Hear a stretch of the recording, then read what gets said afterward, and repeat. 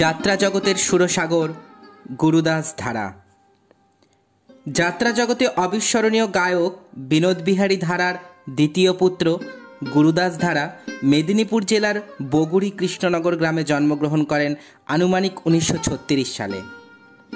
উত্তরাধিকার সূত্রে গুরুদাস যাত্রা জগতের খ্যাতিমান গায়ক হিসেবেই প্রতিষ্ঠা অর্জন করেছিলেন। শৈশবে যাত্রা গান শুনতে তার খুবই ভালো লাগতো। বাড়ির লোকজনের সঙ্গে গরুর গাড়িতে করে বাবার যাত্রা শুনতে যেতেন, প্রতি বছর গড়বেতা স্টেশন ও আমলাগোড়াতে।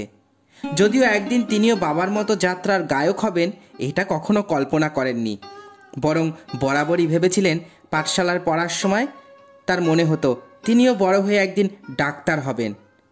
বাবা ছিলেন অত্যন্ত গম্ভীর প্রকৃতির একজন রাশভারী মানুষ।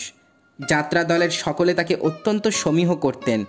বাবা চাইতেন ছেলে পড়াশোনা করুক, যাত্রার দিকে যেন কোনোদিন না আসে। অথচ মামা রামচন্দ্র ধারা পেশাদার যাত্রা দলে গায়ক ছিলেন। তিনি সুযোগ পেলেই তার এই প্রতিভাবান ভাগ্নেকে ভেতরে ভেতরে গানের তালিম দিতেন।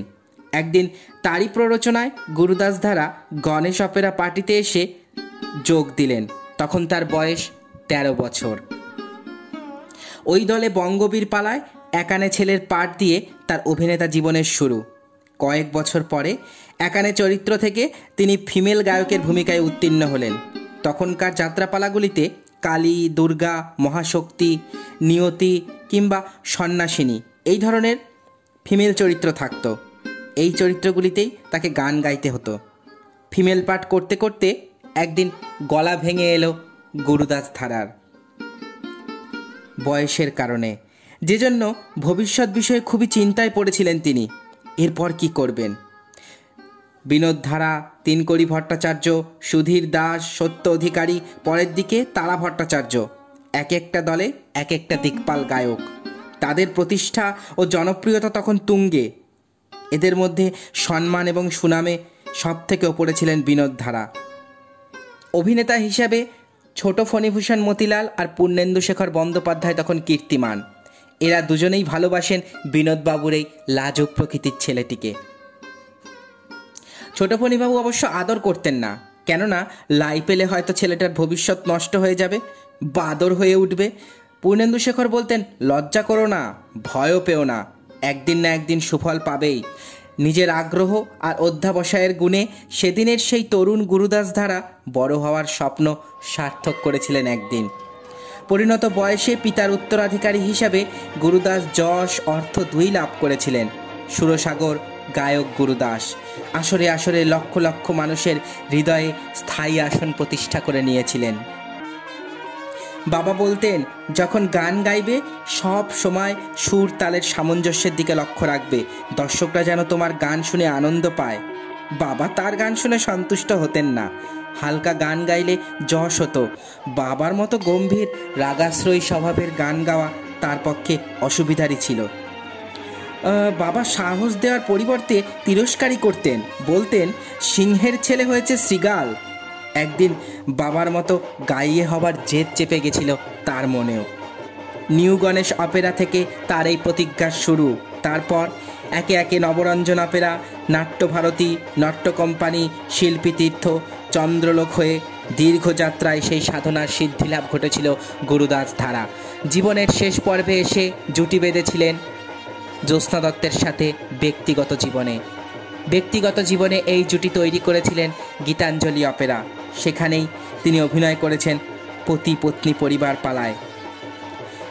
গুরুদাস ধারার জীবনকালে তিনি যে সমস্ত পালায় অভিনয় করেছেন এবং জনপ্রিয় হয়ে আছেন তার মধ্যে উল্লেখযোগ্য হল দেবী চৌধুরানী, পরিচয়, জীবন্ত পাপ, আনারকলি, মীরাবাই, কলঙ্কিনী রায়, মাইকেল মধুসূদন, বৈজু বাওড়া, বিবি আনন্দময়ী, লালন ফকির এবং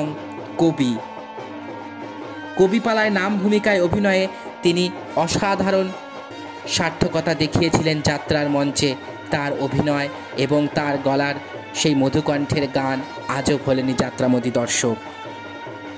হেতমপুরের রাজাদের রঞ্জন অপেরায় বিনোদ ধারা আর সত্য বাবাজি একসঙ্গে অভিনয় করছেন।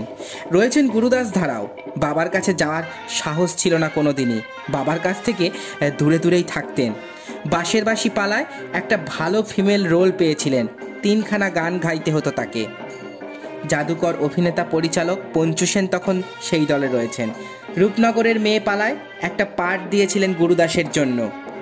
একদিন সত্য বাবাজি কোনো কারণে এলেন না।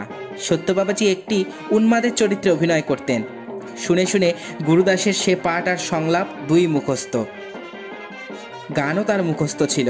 শেষ পর্যন্ত সত্য বাবাজির অনুপস্থিতিতে গুরুদাসী দলের মুখ রক্ষা করলেন সত্য বাবাজির সেই উন্মাদের পাঠ। নজরে পড়ে গেলেন ম্যানেজারের। তার ভাগ্যের চাকা ঘুরে গেল এক রাত্রেই। ফিমেল রোল থেকে উত্তীর্ণ হলেন গায়কের চরিত্রে। নিউ গণেশ অপেরায় পরের বছর যোগ দিলেন গায়ক অভিনেতা হিসাবে। তারপর থেকে বিনোদ আর গুরুদাস একই আসরে পিতা পুত্র হয়ে অভিনেতার কৃতিত্ব স্বর্ণাক্ষরে লিখে রেখে গেছেন যাত্রার আসরে। গুরুদাস নিঃসন্দেহে তাদের মধ্যে শীর্ষস্থানীয়। আজকের দিনে গায়ক অভিনেতাদের যে সম্মান ও প্রসার, এক অর্থে তার সূচনা হয়েছিল তার অভিনয় এবং গানের মধ্যে দিয়েই।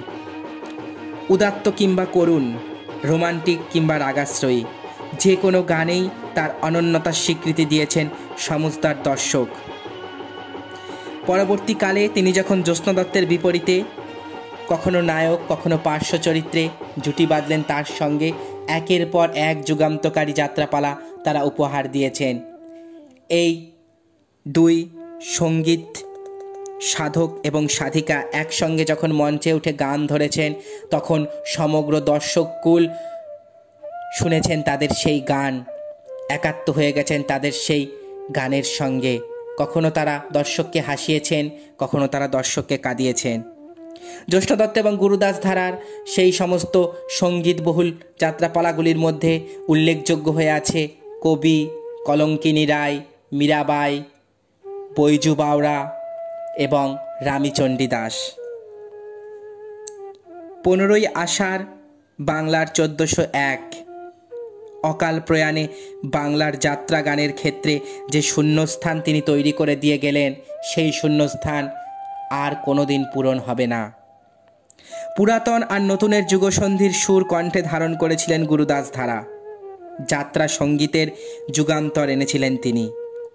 হয়ে উঠেছিলেন যাত্রা জগতের সুরসাগর। তাই বাংলার যাত্রা জগতে গায়ক নায়ক গুরুদাস ধারা আজীবন অমর হয়ে থাকবেন। তার গান একসময় ভেসে বেরিয়েছে বাংলার মাঠে প্রান্তরে মাঝি মাল্লাদের মুখে মুখে। গুরুদাস ধারা হয়ে আছেন অমর। বাংলার যাত্রা জগতের এক কিংবদন্তির নাম গুরুদাস ধারা। বন্ধুরা, আমার ভিডিওগুলো আপনাদের কেমন লাগছে? আমার ভিডিও যদি আপনাদের ভালো লেগে থাকে তাহলে অবশ্যই আমার চ্যানেলটা সাবস্ক্রাইব করুন আর পাশে থাকা বেল আইকনটাতে ক্লিক করে দিন, যাতে পরবর্তী ভিডিও নোটিফিকেশান খুব তাড়াতাড়ি আপনাদের কাছে পৌঁছে যায়। আর হ্যাঁ, এই ভিডিওতে আপনারা শুনলেন গুরুদাস ধারার জীবন কাহিনী। গুরুদাস ধারার যাত্রাপালা দেখার স্মৃতিচারণ করুন আপনারা কমেন্টে। ভালো থাকবেন, আবার দেখা হবে অন্য কোনো ভিডিওতে। নমস্কার।